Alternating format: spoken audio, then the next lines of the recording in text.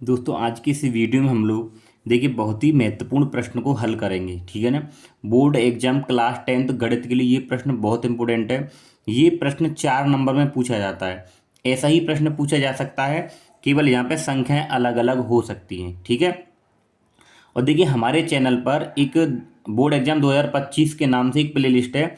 उसमें आपको गणित के बहुत सारे ऐसे ही प्रश्न मिल जाएंगे जो आपकी बोर्ड परीक्षा में बहुत हेल्प करेंगे और एकदम एज इट इज वैसे ही क्वेश्चन आपको पेपर में आ सकते हैं। तो वो वाला वीडियो भी आप देख लें। इस वीडियो के डिस्क्रिप्शन में या आई बटन पर हम वो लिंक डाल देंगे। ठीक है। सो देखिए प्रश्न क्या है। दो वर्गों के क्षेत्रफलों का योग 117 वर्ग मीटर है। यदि उनके परिमापों का अंतर 12 मीटर है तो दोनों वर्गों की भुजाएं ज्ञात कीजिए। ठीक है ना। तो देखिए पहले मैं थोड़ा बेसिक सा बता दूं इसका। जैसे मान लीजिए, देखो ये हमारे पास में कोई एक वर्ग है। ठीक है ना। और एक वर्ग हमारे पास में देखिए ये है। ठीक है। तो आप वर्ग एक नंबर मान लीजिए इसको, ये दूसरा वर्ग यानी पहला वर्ग और ये दूसरा वर्ग। ठीक है ना।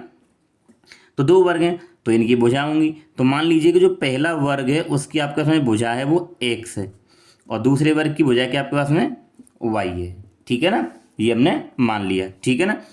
आप समझ गए होंगे। तो देखिए एक दो वर्गों के क्षेत्रफल यानी कि इस वाले वर्ग का क्षेत्रफल और इस वाले वर्ग के क्षेत्रफल दोनों का जो योग है वो 117 है। ये उसने कहा है। फिर उसने बाद में कहा है कि इनकी परिमापों का अंतर 12 है, यानी इसकी परिमाप और इसकी परिमाप का अंतर 12 है। ठीक है ना। वही हम यहाँ पे निकालेंगे। ठीक है। सो देखिए मान लीजिए यहाँ पे हल।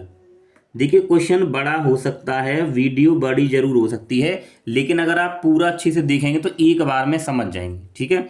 देखिए माना पहले वर्ग की भुजा बराबर। ठीक है ना। एक सेकंड। तो देखिए माना पहले वर्ग की जो भुजा है हम लोग मान लेते हैं क्या है वो एक्स है। ठीक है ना। X metre. तो पहले वर्ग की भुजा एक्स मीटर है। ठीक है। तो अब हम क्या करें, इस वर्ग का क्षेत्रफल निकालें। ठीक है ना। तो देखिए पहले वर्ग का क्षेत्रफल, तो क्षेत्रफल क्या होता है भुजा गुणा भुजा, तो भुजा एक्स है तो एक्स गुणा एक्स करेंगे तो क्या आ जाएगा एक्स स्क्वायर। ठीक है ना। ये इसका क्या आ जाएगा क्षेत्रफल। अब हम इसी वर्ग का क्या निकाल रहे हैं परिमाप। ठीक है। पहले वर्ग का परिमाप, तो परिमाप क्या होती है 4 गुणा भुजा, तो 4 गुणा भुजा क्या है एक्स, तो क्या हो जाएगा पास में 4x। ठीक है। तो ये हमने पहले वाले वर्ग के लिए क्षेत्रफल और परिमाप निकाल लिया। ठीक है।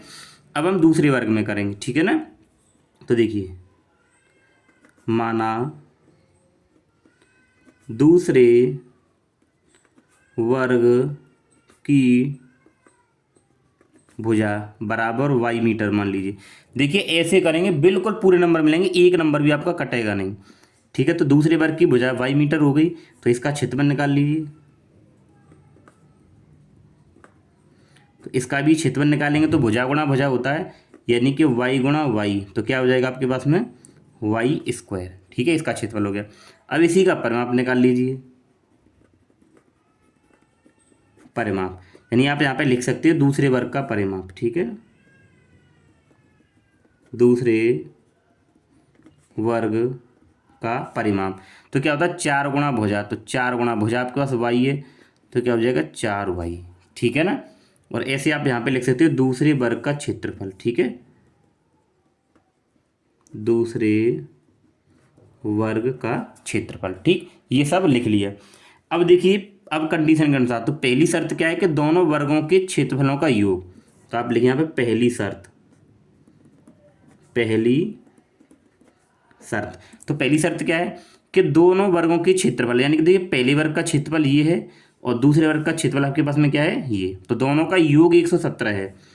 तो x square plus y square बराबर 117। समय का नंबर आप एक मान लीजिए इसको।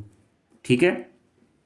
अच्छा अब दूसरी कंडीशन क्या है देखिए, दूसरी यानी कि दूसरी शर्त क्या है, दूसरी शर्त, तो दूसरी शर्त क्या है देखिए इसकी, कि यदि उनके परिमापों का अंतर, देखिए पहले वर्ग का परिमाप क्या है 4x माइनस, क्योंकि अंतर कह रहा है, और दूसरे वर्ग का परिमाप क्या है 4y, और बराबर में कितना है देखिए दे रहा है वो 12। ठीक है, अब हम लोग क्या करें, यहाँ से 4 कॉमन ले लें तो x माइनस का y बराबर क्या होगा 12, और इस 4 से इसको काटेंगे 3 बार तो x माइनस वाई बराबर आ जाएगा 3, समीकरण नंबर 2। ठीक है, आई होप यहाँ तक आप अच्छे से समझ गए होंगे। ठीक है, ठीक है, अब आप क्या करें, इस समीकरण 2 का दोनों ओर वर्ग कर दीजिए। ठीक है, तो यहाँ पे लिखिए समीकरण 2 का वर्ग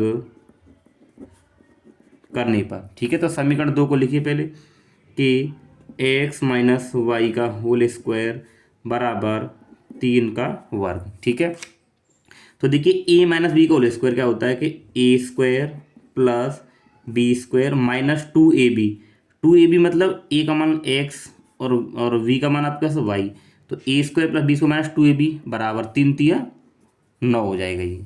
ठीक है ना, हमने यहाँ पे ये कर लिया। ठीक है, अब इसके बाद देखिए क्या करें, देखिए x square plus y square, तो देखिए x square plus y square का मान हमारे पास में क्या है 117, तो हम लोग यहाँ रख देंगे 117 माइनस 2xy और बराबर में 9।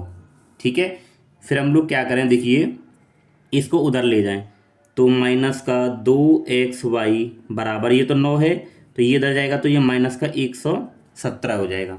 ठीक है, इसके बाद देखिए माइनस का 2xy बराबर, ये प्लस का है ये माइनस का है। ठीक है, तो इसमें से इसको जब घटाएंगे तो कितना, तो ये आपके पास में बच जाएगा माइनस का 108, तो माइनस से माइनस खत्म, तो ये 2xy बराबर 108।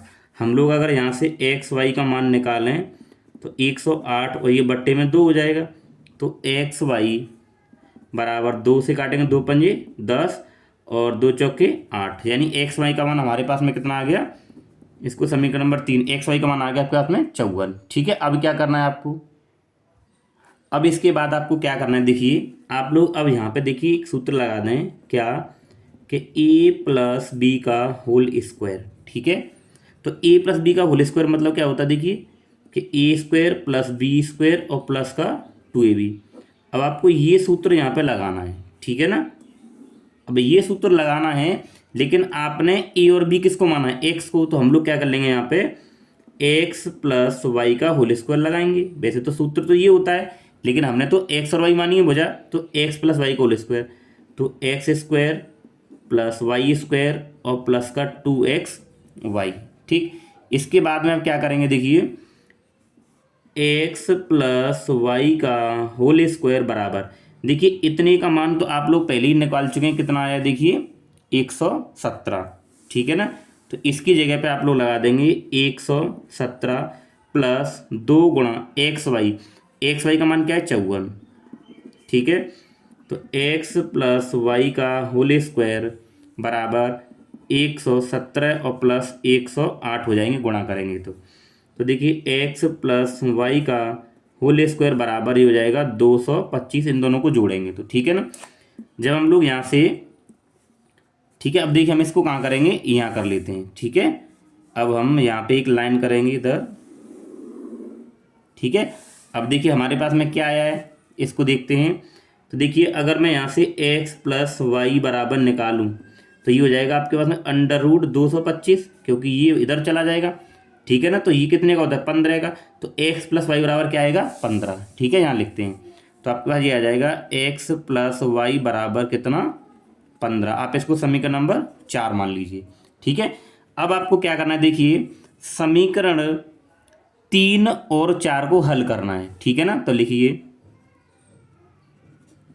समीकरण 3 हुआ 4 को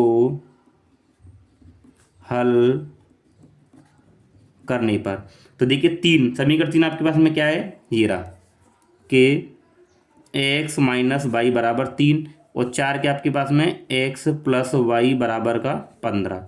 अब हल कर रहे हैं तो हम इन दोनों को क्या कर रहे हैं, जोड़ दे रहे हैं। जब जोड़ेंगे तो ये माइनस का ये प्लस का, तो ये दोनों कट जाएंगे। आपके पास बचा x और x क्या हो जाएगा 2x बराबर, इन दोनों को जोड़ेंगे तो ये हो जाएगा 18। ठीक है, जब हम x का मान निकालेंगे तो 2 से ये कटेगा 9 बार, तो x बराबर क्या आ गया पास में 9 आ गया। अब इस x के मान को हम लोग क्या करें, या तो यहाँ किसी में लगा दो, या तो 2 में लगा दीजिए या फिर 4 में लगा दीजिए। तो यहाँ पर लिखेंगे, देखिए x का मान समीकरण 2 में रखने पर, ठीक है, तो समीकरण 2 के आपके पास में x माइनस वाई बराबर 3, x का मान क्या है 9 और माइनस वाई बराबर 3, तो ये हो जाएगा माइनस वाई और ये 3 ये इधर जाएगा तो माइनस का 9 हो जाएगा, और माइनस वाई बराबर देखिए ये प्लस का है तो ये हो जाएगा माइनस का 6, इससे ये कट जाएगा तो वाई बराबर क्या आ जाएगा 6। यानी कि आपके पास में वाई बराबर तो 6 आ गया और x बराबर क्या आ गया 9 आ गया। ठीक है ना, तो आप ये देखिए आपने स्टार्टिंग में क्या माना था, देखिए आपने स्टार्टिंग में ये माना था कि पहले वर्ग की भुजा कितनी हो गई x। ठीक है ना, तो हम लोग यहाँ पे लिखेंगे x का मान 9 है तो पहले वर्ग की भुजा, तो पहले वर्ग की भुजा हमने x मानी और x का मान कितना आया है 9, तो ये है पास में 9 मीटर। ठीक है, अब दूसरे वर्ग की भुजा लिख दीजिए आप, दूसरे वर्ग की भुजा, तो दूसरे वर्ग की भुजा आपने क्या मानी है, देखिए y मानी है, तो हम लोग यहाँ पे लिख देंगे y बराबर कितना आया 6 मीटर, तो ये आ गया 6 मीटर, तो ये आपका आंसर हो गया। तो दोस्तों ये था आपके पूरे इस प्रश्न का बिल्कुल डिटेल सॉल्यूशन। ठीक है ना, अगर आप इस तरीके से करते हैं तो आपका एक भी नंबर नहीं कटेगा। ठीक है ना, तो दोस्तों अगर आपको वीडियो अच्छा लगा तो वीडियो को लाइक करें, और अगर आप चैनल पर नहीं तो सब्सक्राइब जरूर करें। Thank you.